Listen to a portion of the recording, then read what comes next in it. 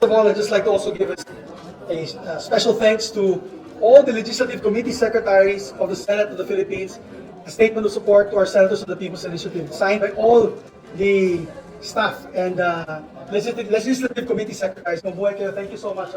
Thank you, thank you, thank you. And as you notice, we're all wearing red armbands or maroon armbands to show our disgust on this fake People's Initiative. But today, as you heard through my speech, maganda pong balita na yung araw na ito.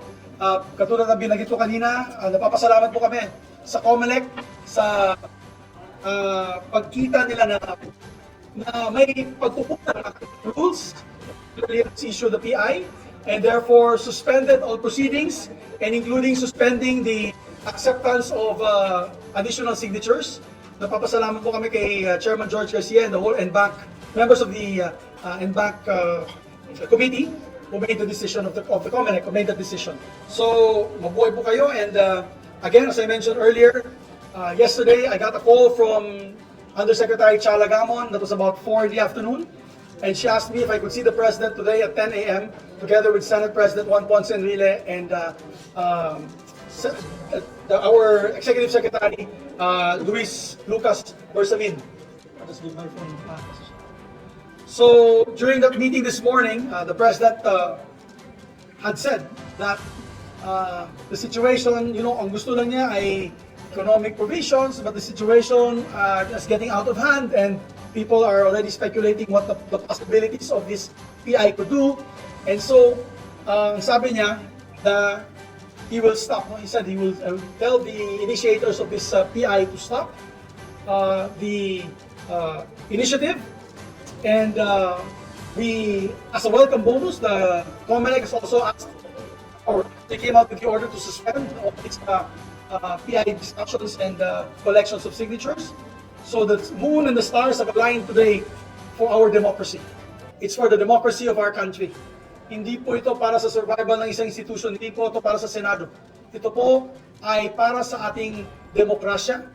Katulad ng binanggit ng ating mga senador, lahat ng 24 senador ay unanimous po, nagkakaisa sa puntong kailangan natin protektahan ang checks and balances ng ating demokrasya enshrined in our Constitution. So we'd like to thank God for one, and of course our institutions that have not failed us in this process.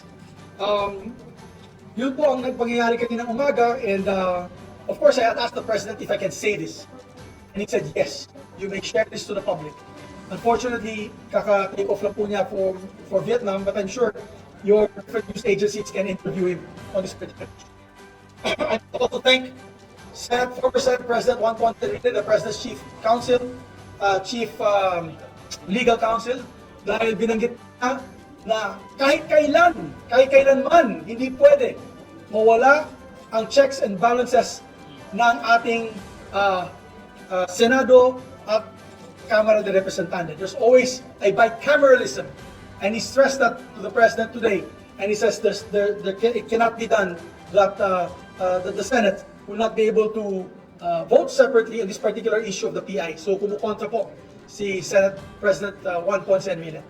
And E.S. Bersamin also concurred that it was a flawed premise in the first place. Okay yung PI, wala problema yung People's Initiative. The initiative is enshrined in the Constitution. Pero sabi niya, mali yung tanong, na hindi dapat pinag-usapan dito itong posisyon ng PI initiators, which is to vote as one in the discussions of the amendments to the Constitution. So, that's why the President took it upon himself to say that he will exert all efforts to stop this People's Initiative.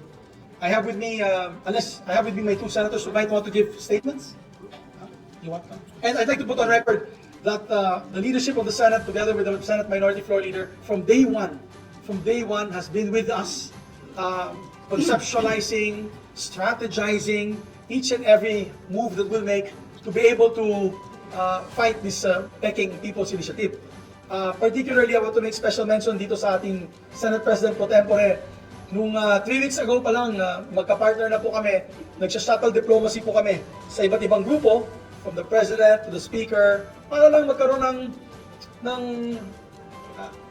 linaw at pag-aayos na hindi po tayo babagsak sa constitutional crisis. Unfortunately, hindi po masyadong nakinig yung kabilang. EV is trying to lower the temperature a bit para sa ganun ay hindi po tayo mawala sa ating unang tungkulin, which is to pass legislation for the benefit of our country. And so, I thank the President for his message this morning, which I'm sharing to you today. But let's allow our colleagues to say a few words, my dear friends. Thank you, Mr. President. Of course, we agree with every word of your statement, but you're correct. Sa nakaraang 3 linggo ay patuloy ang ating pag-uusap sa lahat ng sektor, lalo na ang mababang kapuluan, pati na rin ang Pangulo. At ang masasabi po natin, sa simula pa lang, alam na natin na yung People's Initiative sa salitang joint salita ay hindi dapat gawin dahil ito ay makakabuka sa Senado at mawawala ang Senado magiging unicameral. Yan po ay sa simula pa lang ay paulit-ulit 100 beses namin sinabi sa lahat ng aming pulong. Tayo po'y nagagalak na ang COMELEC ay nagkaroon ng en banc resolution today na titigil na ang pagtanggap sa mga distrito ng ating bansa na mga napirmahan. Alam po natin, sa marami natin pag-uusap sa mga barangay, na ang pagpipirma po nila ay hindi sinalang-alang ang laman ng form. Ni isang tao po at kung nakausap na naintindihan kung ano ba yung pag-amenda sa konstitusyon at ano ba kaya pag mabuwag akala daw nila kung elect registration, akala daw nila ay may kapalit na tuad o AX, akala daw nila ay nag-survey lang ang mga barangay. Sinuri ko po yuda sa mga pirma ng ating mamamayan.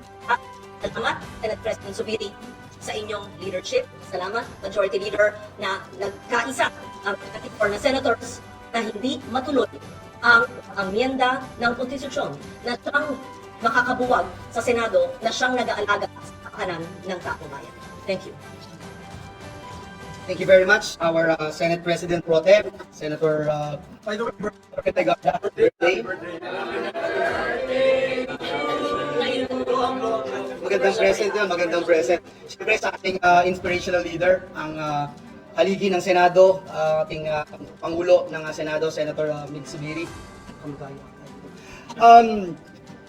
Finally, no, tagumpay po ito ng sambayanan at muli nating i-reiterate, maaaring parang silang plaka na po tayo bilang isa sa mga miyembro ng Senado, na kailanman ang Senado ay hindi magpapa-hostage, hindi o pwedeng i-single out o tanggalin na lang sa equation ng ganun-ganun na lamang, lalo na kung ito'y galing sa isang peking initiative. Ngunit hindi pa po tapos ang laban, kaya tayo po ay patuloy na magmamatsyag, magbabantay. We will continue to be vigilant na siguruhin na napoprotektahan ang ating demokrasya at karapatan ng ating mga kababayan. Taus-pusong pasasalamat din po sa COMELEC en banc dahil alam nyo naman, since day one, we have been calling their attention na hindi naman po ministerial duty lamang na basta na lamang tanggapin nila itong mga attachments at sa susunod na yung petisyon. Na parang ikaw ang korte, tatanggap ka ng mga exhibit A hanggang Z, pero wala pang kaso, hindi alam kung anong ikakaso. Ngayon, klaro po, binanggit ng COMELEC en banc, wala pong ganito at hindi ko talaga po pwede, kaya isususpindi lahat ng paggalaw patungkol sa usapin ng People's Initiative. Nagpapasalamat din tayo kay Pangulong Bongbong Marcos na ipinaabot sa ating leader dito sa Senado na dapat lamang talagang pigilin na itong masyadong divisive, masyadong questionable at masyadong nagbibigay ng malaking sakit ng ulo sa bawat isa sa atin itong peking initiative na ito. Kaya po maraming salamat muli sa bawat isa na talagang nagbantay sa mga kababayan natin kay Juan de la Cruz na hindi pumayag na yurakan ang kanilang karapatan, hindi po natakot na magsalita, magsumbong, magpadala ng text, magpadala ng video. Yung iba nga ho, nagpadala pa ng voice recording. Saludo po kami sa inyo at gusto namin sabing hindi po nasasayang ang inyong katapangan at ang inyong lakas ng loob upang ipaglaban ang inyong karapatan at higit sa lahat ang ating minamahal na demokrasya na tunay na buhay dito sa ating bayan. Maraming salamat po. So we're open to a few questions. Ladies first, Sharian muna.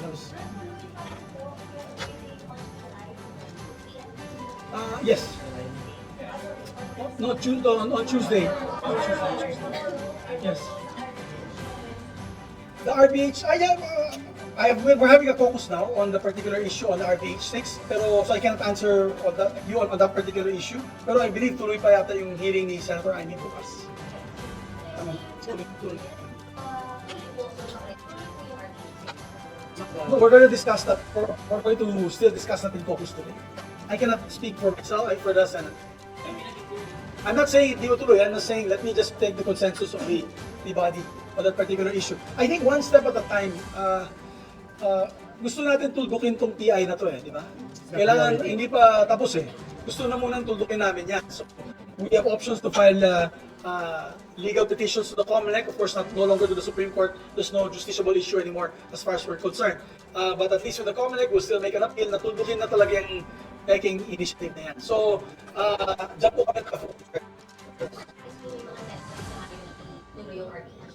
I can't speak for it. We'll just be in caucus. Yes.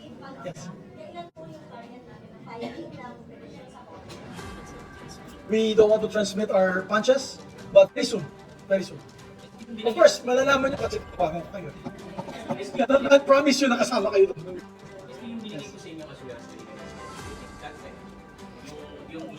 Well, I'm sure the President will use also all his persuasive powers to do so. It's up to the petitioners and those who are behind this, whether openly or secretly, to heed the President's call. As far as we're concerned, kagandahan ng ating mamamayan, buhay ng mga ating mamamayan. So, importante yan. So, ang hinihiling po natin sa 43 ay huwag na ngang tumanggap ang mga EOs or election officers. Dahil, maski isa man distrito ang hindi nakakompleto, ay wala na at patay na talaga ang PI. Kaya yung pagtuldok po ng PI ngayon, na meron 43 na distritong wala pa na sumite, ay dapat sundin ang NBank na sinabi ng COMELEC. Bakit naman po kolekta ang mga EO ng 43 kung meron ng NBank resolution na tigilan na yan? Sila ay makasuhan kung hindi susunod sa COMELEC NBank.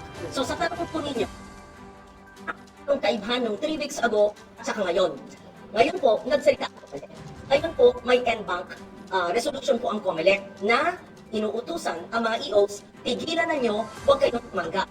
Bago po ngayong araw na ito, sa nakaraang 3 linggo, ang marinig mo, si Majority Leader, si Senate President, ang itong lingkod at lahat ng mga senador sa mga manifesto, sa mga pulong, pero wala pa pong NBank ang COMELEC. Wala pang utos. Kaya, I'll admit, tawag ako ng tawag sa mga EO namin sa Antique, they were helpless. And they would say, sorry po, ministerial po, hindi po namin pwedeng hindi po tanggapin yung mga pirma.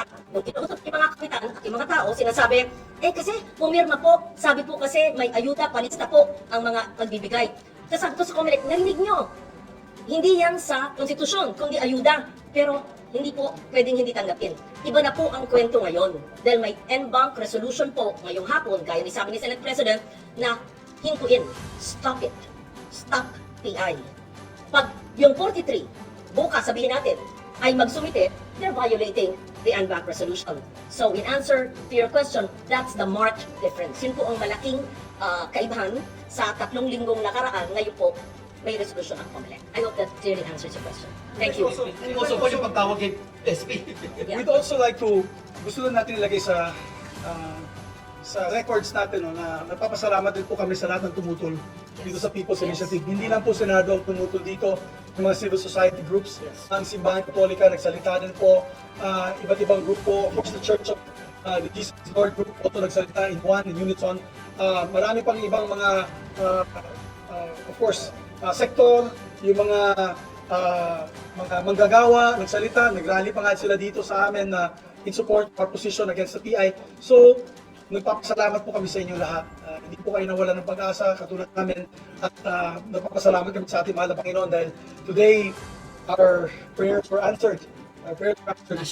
It's National Bible Day. It's a victory for democracy for our country. It's a victory. But it's one battle. The wars that had been won. It is one battle. Why? Because hindi pa natuldukan yan. Tutuldukan na talaga namin yan para wala nang resurrection. Baka maging zombie pa yan at bumalik. Yes. Nakahinga ako ng maluwag, lalo na nung nakita ko na sa news na naglabas po ng pahayag ang COMELEC. Talagang naluha po ako. And for the institution, for our democratic principles, for the systems of checks and balances. Speaking po sa discussion niya kay Presidente, sinabi niya po na kakausapin niya si Speaker, yung staff ng PIO, yung mga personal sa PBBM. He said he will be talking to the speaker and to all those involved. He'll be speaking to them. Alam naman niya na maraming congressmen ay tumutulong dito sa initiative na to. And hindi po sila nagsisinungaling. Marami po congressmen like Congressman Salceda, other congressmen who were saying that Dong Mendoza, Dong Gonzales rather, sorry, si Dong Gonzales was saying na they're actively participating, they were monitoring. So we all know that there were congressmen involved in this. So I hope that they will listen to the President's instructions. I hope they will listen to the President's appeal to stop all this kasi nakakagulo na, not good for the country. It is so divisive that we should move away from this particular issue. Yeah.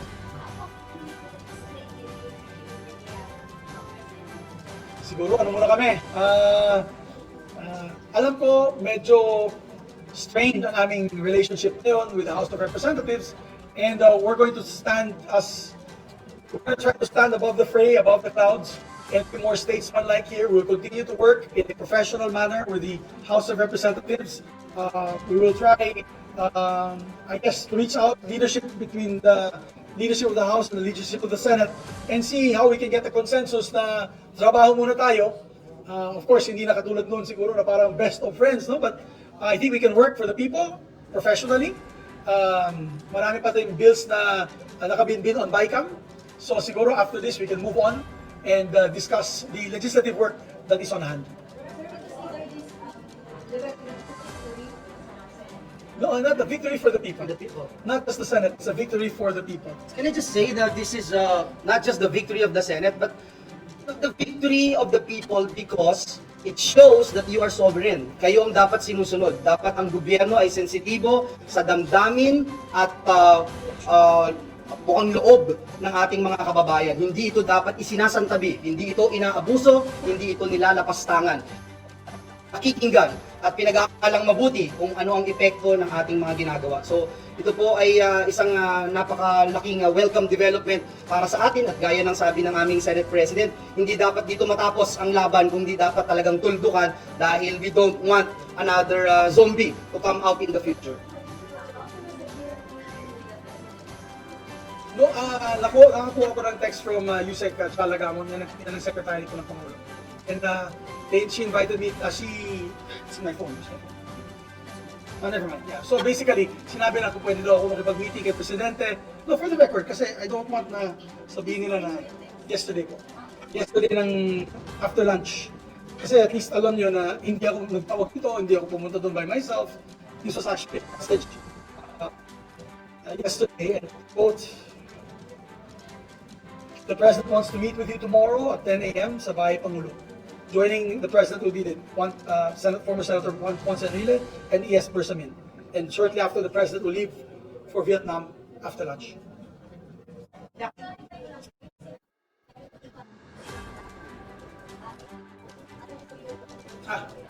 Hindi, sinabi ko rin po yan kanina, di ba, we had one battle, dahil na, tundukan. In suspended animation with the end in view of the COMELEC reviewing its rules on the People's Initiative, right? So we will be filing the necessary legal case that will show that this People's Initiative was flawed from the very beginning. It was brought with signature buying, etc., etc. It was not led by the people, and of course the other very important merits of the case, which I'm not going to mention now, para will not telegraph our punches. And so, ang prayer po namin dyan ay maglabas na po ng desisyon ng COMELEC na itong particular initiative na to is flawed, unconstitutional, and therefore should be dismissed with finality.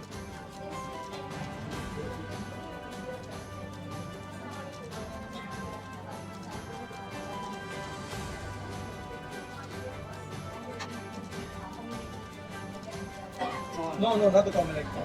Yeah. Bawal ang presidente na magipagano. Yes. Not that I know.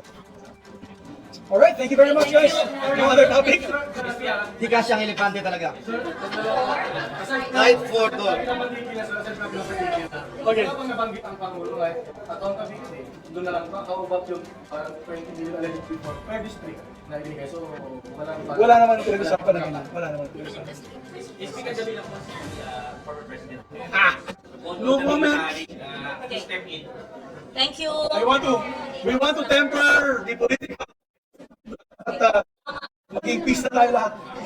Happy birthday ka naman ba yun?